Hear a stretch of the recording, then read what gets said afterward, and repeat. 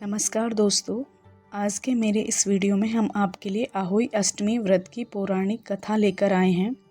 एक समय की बात है, किसी नगर में एक साहूकार अपने 7 बेटों 7 बहुओं और एक बेटी के साथ रहता था।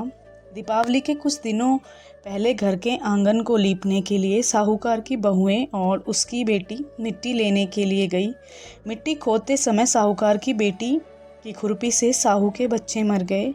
वह देखकर साहू नाराज हो गई और बोली, जिस तरह तूने मेरे बच्चे मारकर मुझे निसंतान किया है, उसी प्रकार मैं तुझे भी निसंतान कर दूंगी।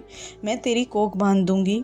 यह बात सुनते ही साहूकार की बेटी डर गई और उसने सभी भाभियों से अपनी बदले कोख बंधवाने के लिए कहा, परंतु उसकी सभी भाभियों ने मना कर दिया। लेकिन सबसे छोटी भाभी ननंद के बदले अपनी कोख बंधवाने को तैयार हो गई।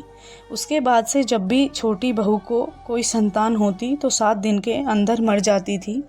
हर साल आहोई अष्टमी का व्रत आता। एक तरफ उसकी भाभी जेठानियाँ व्रत रखती, कथा सुनती और अपनी संतानों की लंबी आयु की कामना करती, तो दूसरी तरफ छोटी बहू अपने घर में रोया करती। ऐसे ही समय बीतता गया। एक दिन एक ब्राह्मण को बुलवाया गया और इसका समाधान पता लगवाया गया। तो वह ब्राह्मण बोले, इस श्राप से तुम्हें मुक्ति के लिए सुरैया गाय की सेवा करनी होगी। सुरैया गाय साहू की सहेली है। उसके कहने पर यदि साहू तुम्हारी कोख छोड़ दे तो तुम्हारे बच्चे जी जाएंगे। यह सुनकर छोटी बहू अगले ही दिन सुरैया गाय की सेवा करना शुरू कर दिया। वह प्रतिदिन जल्दी उठकर उसका गोबर आदि साफ करती, उसे चारा डाल देती और साफ पानी भर दिया करती थी। सुरैया गाय ने सोचा, यह सुबह सुबह मेरी सेवा कौन करता है, इसका पता लगाना होगा। अगले दिन सुरैया गाय जल्दी उठ गई और देखती है कि साहूकार की सबसे छोटी बहू सारा काम कर रही है। यह देखकर सुरैया गाय बोली, तुम किस लिए मेरी सेवा कर रही हो? तो वह बोली, माता, साहू माता ने मेरी कोख बांध रखी है, जिस वजह से मेरे बच्चे नहीं जीते। यदि आप उनसे कहकर मेरी कोख खुलवा दो तो मैं आपकी बहुत उपकार मानूंगी। यह सुनकर सुरैया गाय उसके साथ 7 समंदर पार साहू माता के पास चल दी। रास्ते में थक हार कर वो दोनों एक पेड़ के छांव के नीचे बैठ गए। जिस पेड़ के नीचे वो दोनों बैठे थे, उस पेड़ के ऊपर गरुड़ पंखनी का घोंसला था, जिसमें उसके छोटे छोटे बच्चे थे। थोड़ी देर में साहूकार की छोटी बहू ने देखा, वहाँ एक सांप उन बच्चों को खाने के लिए आया है।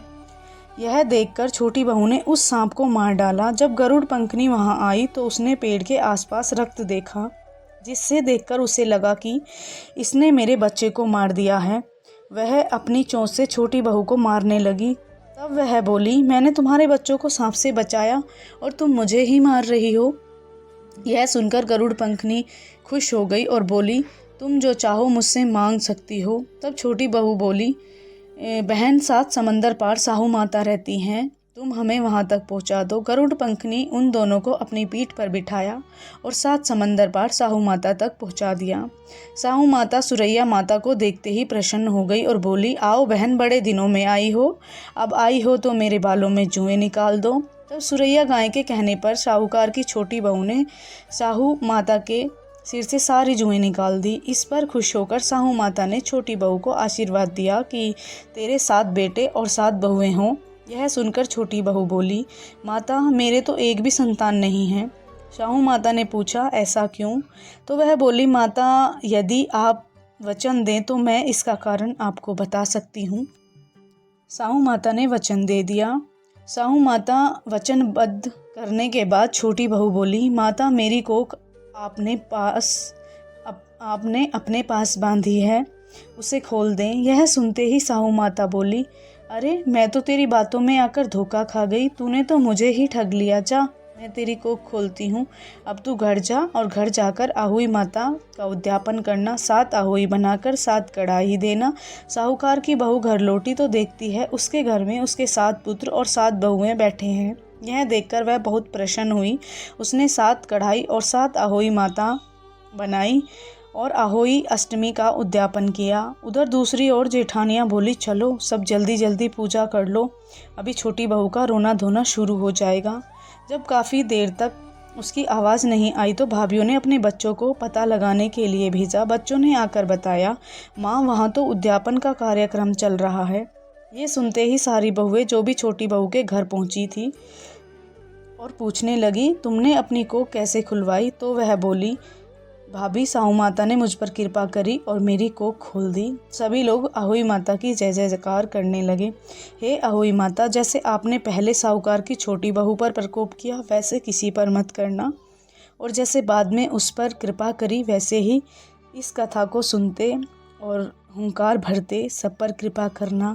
कथा अधूरी हो तो पूरी करना और पूरी हो तो मान करना। जय अहोई माता।